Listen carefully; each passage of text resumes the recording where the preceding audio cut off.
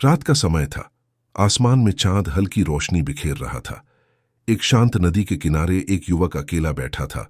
उसका नाम अर्जुन नहीं था, लेकिन उसकी उलझनें बिल्कुल अर्जुन जैसी थीं। उसके चेहरे पर थकान थी, आंखों में बेचैनी थी और मन में हजारों सवाल। वह हर छोटी बात को बार बार सोचता था। लोग क्या सोचेंगे? भविष्य कैसा होगा? अगर मैं हार गया तो? अगर सब गलत हो गया तो? उसके मन में विचारों का तूफान कभी रुकता ही नहीं था। उसने जिंदगी में सब कुछ पाने की कोशिश की थी, लेकिन शांति कभी नहीं मिली। उसके पास अच्छे कपड़े थे, मोबाइल था, दोस्त थे, लेकिन मन हमेशा खाली लगता था। रात को सोते समय उसका दिमाग शांत नहीं होता था। हर बीती हुई बात फिर से सामने आ जाती थी। कभी किसी की कही हुई बात, कभी कोई पुरानी गलती, कभी आने वाले कल का डर। धीरे धीरे वह मुस्कुराना भूल गया था।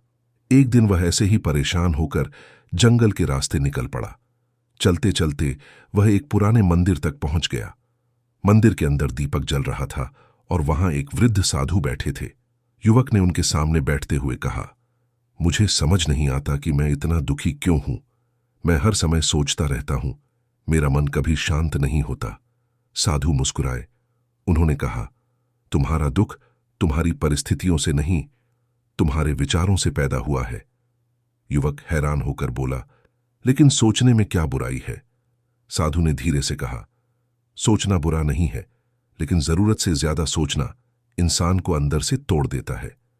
श्री कृष्ण ने भी यही समझाया था कि मन अगर नियंत्रण में न रहे तो वही सबसे बड़ा शत्रु बन जाता है। यह सुनकर युवक ध्यान से उनकी बातें सुनने लगा। साधु बोले, महाभारत के युद्ध से पहले अर्जुन भी तुम्हारी तरह उलझ गया था। वह भविष्य के डर में डूब गया था। उसे हर तरफ सिर्फ नुकसान दिखाई दे रहा था। उसके हाथ कांप रहे थे।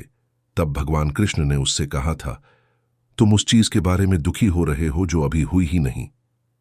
युवक की आंखें बड़ी हो गईं।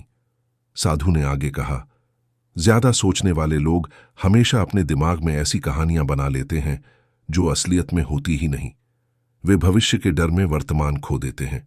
उन्हें हर छोटी बात में खतरा दिखाई देता है। उनका मन कभी आराम नहीं करता। युवक चुप था। उसे लग रहा था जैसे कोई उसके दिल की बात पढ़ रहा हो। साधु ने पास रखा पानी का एक गिलास उठाया और युवक से पूछा, अगर मैं इस गिलास को 1 मिनट पकड़ूं तो क्या होगा? युवक बोला, कुछ नहीं। अगर मैं इसे 1 घंटे तक पकड़ूं तो हाथ में दर्द होने लगेगा, और अगर पूरे दिन पकड़ूं तो हाथ सुन्न हो जाएगा। साधु मुस्कुराए और बोले, ठीक वैसे ही समस्याएं भी होती हैं। अगर तुम उन्हें थोड़ी देर सोचो तो ठीक है, लेकिन अगर हर समय उन्हें पकड़े रखोगे तो वे तुम्हें तोड़ देंगी। युवक अब समझने लगा था। साधु बोले, ज्यादा सोचने वाले लोग 2 गलतियां करते हैं। पहली, वे हर चीज को कंट्रोल करना चाहते हैं। दूसरी, वे हर बात का जवाब तुरंत चाहते हैं। लेकिन जिंदगी हर सवाल का जवाब तुरंत नहीं देती। हवा धीरे धीरे चल रही थी। मंदिर के दीपक की लौ हिल रही थी। साधु ने आसमान की तरफ देखते हुए कहा, कृष्ण कहते थे कि इंसान का अधिकार सिर्फ कर्म पर है, परिणाम पर नहीं। लेकिन जो लोग ज्यादा सोचते हैं वे हर समय परिणाम के बारे में सोचते रहते हैं, इसलिए उनका मन डर से भर जाता है। युवक ने धीरे से पूछा, तो क्या सोचने वाला इंसान कभी खुश नहीं रह सकता? साधु मुस्कुराए, रह सकता है, अगर वह अपने मन को समझ ले। कैसे? मन को शांत करना सीख कर। युवक ने पहली बार थोड़ी शांति महसूस की। साधु बोले, तुमने कभी देखा है कि नदी हमेशा बहती रहती है? अगर नदी रुक जाए तो पानी सड़ने लगता है। वैसे ही विचार भी हैं, उन्हें आने दो और जाने दो, लेकिन तुम हर विचार को पकड़कर बैठ जाते हो। यही तुम्हारा दुख बन जाता है। युवक अब पूरी तरह उनकी बातों में खो गया था। साधु ने कहा, ज्यादा सोचने वाले लोग अक्सर अच्छे दिल के होते हैं। वे किसी को दुख नहीं देना चाहते। वे हर बात को गहराई से महसूस करते हैं, लेकिन यही आदत धीरे धीरे उन्हें थका देती है। तो क्या करूं मैं? वर्तमान में जीना सीखो। लेकिन मेरा मन बार बार पुरानी बातों में चला जाता है।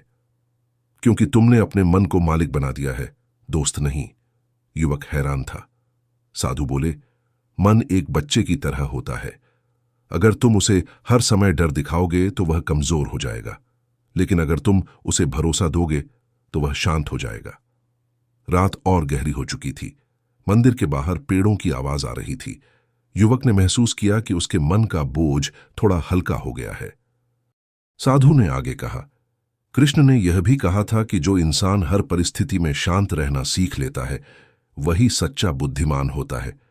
लेकिन आज ज्यादातर लोग छोटी छोटी बातों में टूट जाते हैं क्योंकि उनका मन हमेशा भविष्य में भागता रहता है। अगर कल खराब हो गया तो? अगर लोग मुझे छोड़ गए तो? अगर मैं असफल हो गया तो? यही सवाल इंसान को अंदर से कमजोर बना देते हैं। युवक की आंखों में आंसू आ गए। उसने कहा, मैं हमेशा यही सोचता रहता हूं। साधु ने उसके कंधे पर हाथ रखा, और इसी वजह से तुम अपने आज को खो रहे हो। कुछ देर दोनों शांत बैठे रहे। फिर साधु बोले, क्या तुम जानते हो कि जंगल का सबसे मजबूत पेड़ कौन होता है? युवक ने सिर हिलाया। वह पेड़ जो तूफान आने पर झुकना जानता है, जो हर समय डरता रहता है कि तूफान आएगा या नहीं, वह कभी बढ़ ही नहीं पाता। युवक अब समझ चुका था कि उसका असली दुश्मन दुनिया नहीं, उसका अपना डर था। साधु ने कहा, जब इंसान ज्यादा सोचता है तो वह अपने मन में ऐसी लड़ाइयां लड़ता है जो असलियत में होती ही नहीं। उसका शरीर थक जाता है, दिल बेचैन हो जाता है और आत्मा कमजोर पड़ जाती है। लेकिन शांति कैसे मिले? भगवान पर भरोसा करके। क्या सिर्फ भरोसा करने से सब ठीक हो जाएगा? साधु मुस्कुराए। भरोसा तुम्हारी समस्याएं खत्म नहीं करेगा, लेकिन तुम्हें मजबूत जरूर बना देगा। युवक पहली बार हल्का महसूस कर रहा था। साधु ने कहा, हर सुबह उठकर खुद से एक बात कहना, मैं हर चीज को कंट्रोल नहीं कर सकता, लेकिन मैं खुद को शांत रख सकता हूं। यही सच्ची ताकत है। धीरे धीरे सुबह होने लगी। आसमान में हल्की रोशनी फैलने लगी। युवक उठ खड़ा हुआ। उसके चेहरे पर अब पहले जैसी बेचैनी नहीं थी।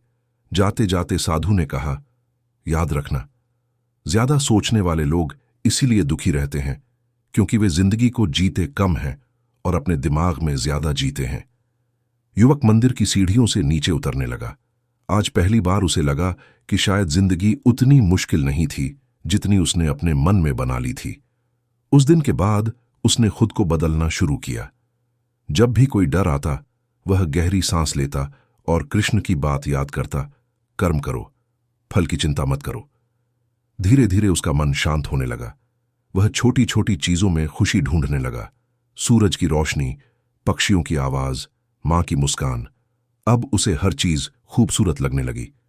उसे समझ आ गया था कि दुख हमेशा परिस्थितियों से नहीं आता। कई बार दुख हमारे अपने विचारों से पैदा होता है, और सच यही है। ज्यादा सोचने वाले लोग इसलिए दुखी रहते हैं क्योंकि वे हर समय उस भविष्य को सुधारने की कोशिश करते रहते हैं जो अभी आया ही नहीं। लेकिन जीवन का असली सुख भविष्य को पकड़ने में नहीं, वर्तमान को महसूस करने में है। कृष्ण यही समझाना चाहते थे, मन को शांत कर लो, क्योंकि शांत मन ही सबसे बड़ी ताकत है।